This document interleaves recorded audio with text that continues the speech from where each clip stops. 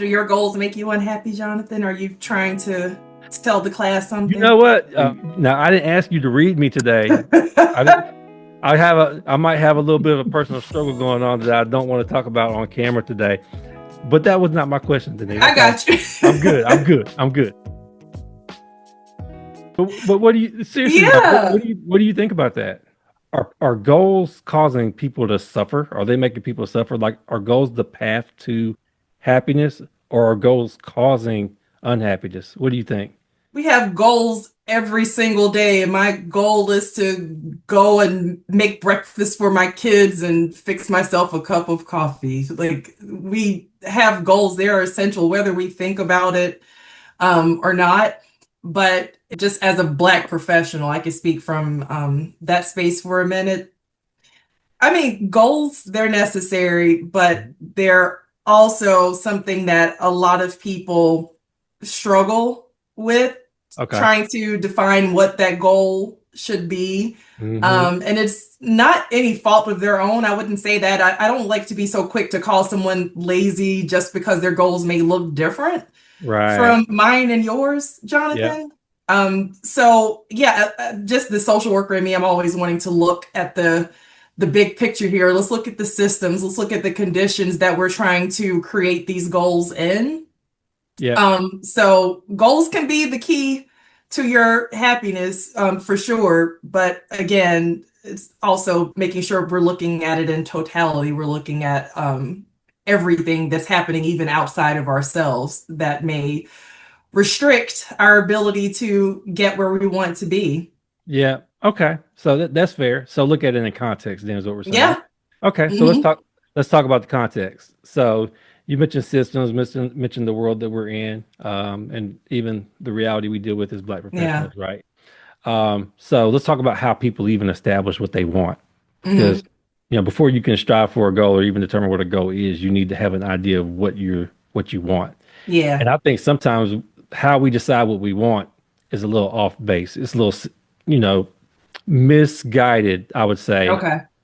because we've got so much noise, television, online, social media feeds, people saying how much money they're making, Hmm. bragging about the relationship, they look flawless on camera, all these different things that we're comparing ourselves to. It's not real. It's it's not It's content. my point, but people do make goals based on what they see, and they say, you know what, I want that for myself. Nothing Hmm. wrong with having a vision or expanded aspiration, Hmm. but I think sometimes it's off track, and the pressure that we put on ourselves, I think makes us is what makes us unhappy. What would you say about that? Yeah, I could see that too. But if you're one who has the resiliency and the wherewithal to know once you reach a certain point, like, you know what, this isn't working for me anymore, just having the courage to own that and to pivot, take a different route, that's okay. Yeah. I feel like a lot of times, and again, I'm speaking as a Black female professional, Yep. and I'll speak for myself. Sometimes we may feel, whether it's something that's right in your face explicitly, or it could be something more implicit, as far as bias and things like that, that the bar could be set pretty low Okay. for us, and we're being told, yeah, that's not something that you're going to be able to do. Have you ever seen a Black woman to run this type of company or to get this type of startup off the ground or whatever? But one of the most radical things you could do is dare to dream, Yeah. and to own that and to be loud with it and work towards it. Um, so yeah, I mean, as long as it's something that you're doing for yourself, it's something that will fulfill you, enrich your life, that's what you should do. Go Okay. for it. Okay. So I hear you saying don't aim low, right? Hmm. Aim for what you want. And my point was more about aiming wrong. Like Okay, that's you got that's that's fair. so Right. both are valid points, right? Hmm. Would you say that aiming wrong or aiming low is more of the problem when you talk about Black professionals? Well, I'm going to ask you, what do you mean, like, aiming wrong? I How do you mean, define wrong? let's say misaligned, Okay. right? Okay. So the life that you really are seeking, the goal that you're choosing is not going to get you there, but you're choosing it because of how it looks for somebody else. You're only aiming for it because somebody else said you should, or you saw Hmm. somebody else do it, right? And you see their Hmm. life and you're trying to attain what they've got, but it's not necessarily the best choice for you. Jonathan, I'm somebody who could be pretty risk averse, Okay. and I may have those limits there. It could be just something right here in my mind. Nobody else is telling me you can't do this or you shouldn't do this. But the growth comes from stepping out there and doing those things that may be wrong. But I think it's who is defining what's wrong too. And sometimes you don't know that until you give it a try. Fair point. So sometimes it's part of the journey. I think so. Yeah, that's learning Okay. is actually doing it. That on Yeah. the job training, The journey to going full success is throttle. not a straight line. So sometimes Yeah. you aim this way, you figure out that's the wrong way, and then you make a adjustment, Hmm. and then eventually you get where you're going. So Yep. your point is maybe don't be so hard, just kind of learn from it, make an Yes. adjustment, and don't stay in it and move on. There you go. Yeah. A lot of times you just don't know until you give it a try. And you getting back to just social media or even just in your own circle, you may be surrounded by people who are doing things that looks like that's something that you should be doing too, or you just feel some pressure. It may not be from them, it's just Yeah, yourself. And you give it a try and it doesn't work for you, whether it's, a career goal or if it's a personal or interpersonal goal, like, oh, I yeah, want to get married. But if you give it a try and you decide, yeah, that doesn't work for me, that's okay. That just becomes a part of your testimony. yeah. Part of your testimony. You learn from it and Hmm. move on and grow, right? Yeah, Um, absolutely. and hand in hand with that goes giving ourselves permission to make mistakes, right?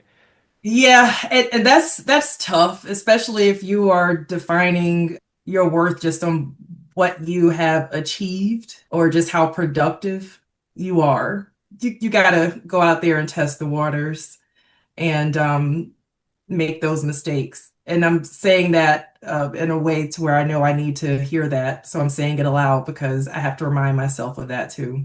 Yeah. Can you sometimes be a perfectionist? See, I need to answer this perfectly. I need to answer your question perfectly. So let me think about this for a second, Jonathan. Okay, okay. Trying to come up with the perfect answer. All Yeah, that was my cheeky response for you.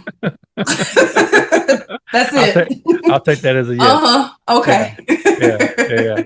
I'm right there with you. You're not alone. Hmm. I've dealt with it too. And you mentioned risk averse earlier, so I'm Yeah. putting Yeah. the pieces together, which I've been to, which back to your example of aiming low, Hmm. when you're risk averse and you don't want to make a mistake, that's what happens, right? You aim for something that feels safe and achievable, which we're gonna get towards achievable in a minute when we talk Uh-huh. about the SMART goals.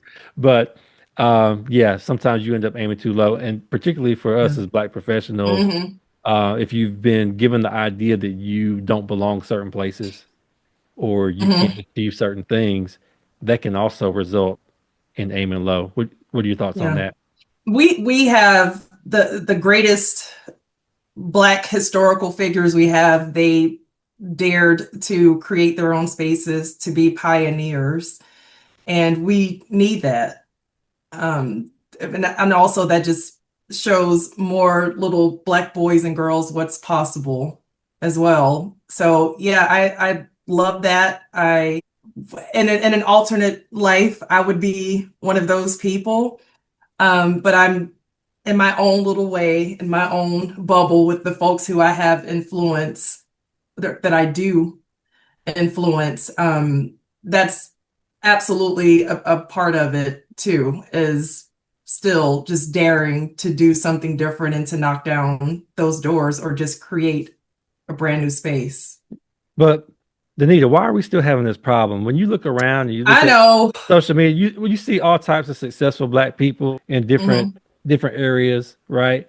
Why are we still having this mental challenge of what we can achieve in this um, defeatist, self-limiting belief challenge? Hmm. Why are we still dealing with that?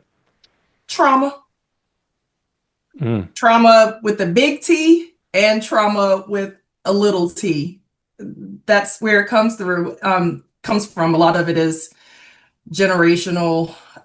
It could be just woven within the fabric of who we are. I remember this was a long time ago. I wish I could find the research, but there was some study showing that these rats who were not exposed to this certain trauma, it was like their grandparents, but they were still responding in the same way, because it had shaped them just by virtue of their DNA. So for myself, I come from a family of Black Americans in the South. We've been here forever. And we look around and we see the circumstances that a lot of our folks are still in. And it does kind of influence, like this may be my lot in life. And you may try to make your peace with it. There are a lot of people who are happy, like they're genuinely happy, not the ones who are pretending to be happy online, um, with very little. And Yeah. sometimes, you could just kind of question, like, wow, how can you, whenever you live in this certain circumstance, or like myself, growing up like on dirt roads and mobile homes, and um, every time there's a hurricane that comes through, we have to go to a brick structure, so you have all of that shapes you, and it's tough to break out of it. So, but all it takes though is just to have just one person who believes in you and who pushes you to do something else or Yeah. do something more, Yeah. whatever more looks like to you though. My Okay. more, my more, Jonathan, is going to look different than your more. Which is okay. Okay.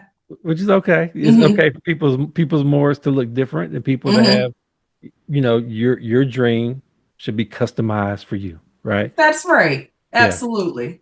Yeah. Yeah. I think that's going to be a takeaway for today, for sure. Yeah. Absolutely. So Hmm. you mentioned having somebody around you, having support. Yeah. And I think that's huge because no matter what your goal is, you're going to encounter adversity. It's not going to be easy, people. Just get that out of your head. I know some people make Hmm. it look like overnight success, and you see all these people that look like they just, became largely successful overnight, but that's not the reality. Normally, there's years and years of hard work and success and Hmm. failure and self-doubt that are going on before you ever see that person reach that goal. So don't get discouraged when you go through that. Right. Yeah, and That's having a part of support the process, right? is a part of the process. Yeah, Yeah. Everybody wants to be in that Rocky movie where he gets to the top of the stairs and he's like, yeah, yeah, yeah, just that sweet victory. But no, what about all of the butt kicking that he had to go through in the gym, in the boxing ring to get there? So it goes back to just that old saying, comparison is the thief of joy. Your journey is not going to look like someone else's journey. I yeah, mean, you could use theirs as a lesson, but yeah, what worked for them may not work for you, and vice versa. yeah. So true, so true. And I heard the Rocky analogy. Shout out to Uh-huh. Clubber Lang, Mr. T, for putting Rocky through it, uh, representing for the black folks. Right. I pity the fool. I pity Okay. the fool. I pity the Yeah. fool. Yeah, yeah, yeah.